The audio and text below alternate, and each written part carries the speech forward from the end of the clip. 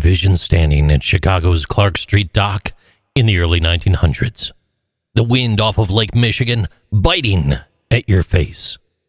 Before you, a three-masted wooden schooner. It's about 120 feet long and nearly 27 feet wide. That's 37.8 meters long and 8.2 meters wide. And it glides right into your view.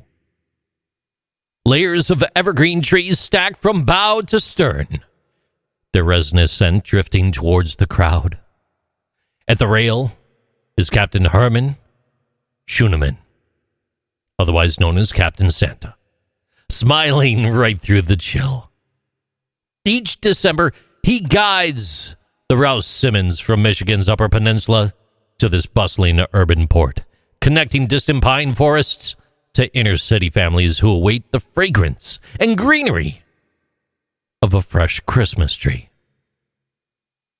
Built in Milwaukee in 1868, an era when the Great Lakes bristled with the sails of wooden schooners, the Rouse Simmons epitomized a vessel designed to haul lumber and bulk goods. At its peak, the ship carried immense cargoes, feeding the booming industrial cities of the Midwest. But by the turn of the 20th century, growing metropolises like Chicago and Milwaukee depended on these wind-driven cargo vessels for seasonal deliveries. Prior to the widespread adoption of paved highways and reliable trucking, ships like the Rouse Simmons traveling nearly 300 miles, that's about 483 kilometers, all the way across Lake Michigan's often turbulent waters, were a critical lifeline. The December runs were a cherished tradition, and the Rouse Simmons was loaded with between 3,000 and 5,000 evergreen trees, balsam, spruce, and pine, freshly harvested from the forests of Michigan's Upper Peninsula. Captain Schuenemann's family had made a name in the Christmas tree trade for decades, gradually transforming a very simple commercial venture into a beloved holiday custom. Dockside, the schooner's deck became an open-air marketplace, decorated with simple ornaments. Local families arrived in heavy coats and scarves, shuffling on board to choose their tree directly from the ship's fragrant cargo. Captain Santa's generous heart was well known. He often donated trees to churches, poor families, and community groups. He ensured that this maritime ritual carried deep social meaning. As cities evolved and steam-powered vessels began outpacing their sail-powered predecessors, the Rouse Simmons still clung to an era when human labor and the whim of the wind decided the success of a voyage. On November 22nd, 1912, the Rouse Simmons departed Thompson, Michigan, heavily laden with its seasonal cargo. By the next day, November 23rd, the schooner encountered a violent winter storm. Icy winds and waves surged over the hull as the temperature plummeted. Nearby life-saving stations reported seeing the ship's flag raised at half-mast, the universal plea for rescue. Despite attempts to locate and aid the schooner, it vanished beneath Lake Michigan's surface, claiming the lives of Captain Santa, his crew, and several lumberjacks who had hoped to spend the holiday, in Chicago.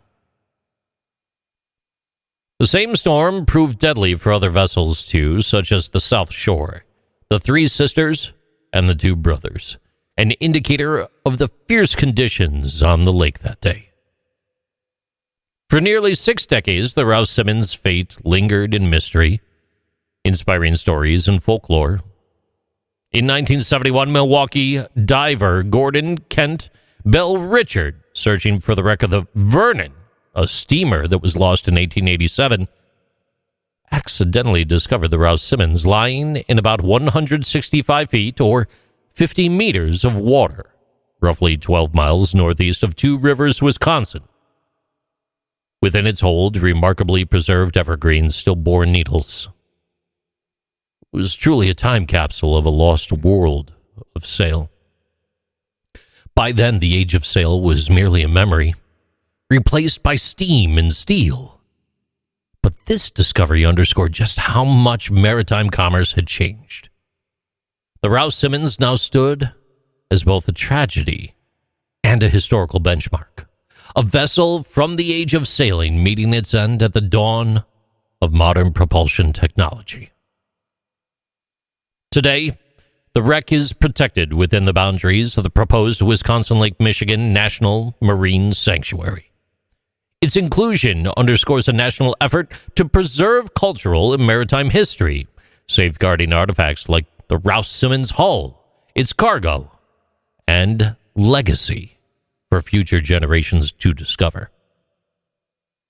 Each winter, the United States Coast Guard cutter Mackinac recreates the journey.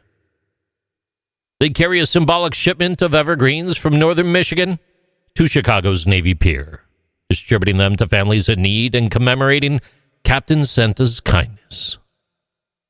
This tradition, coupled with museum exhibits and historical markers, ensures that the memory of the Christmas tree ship will always endure, forever displaying a link between the past and present, reminding us that generosity, community, and the enduring spirit of the Great Lakes can actually weather any storm. These are interesting things with JC.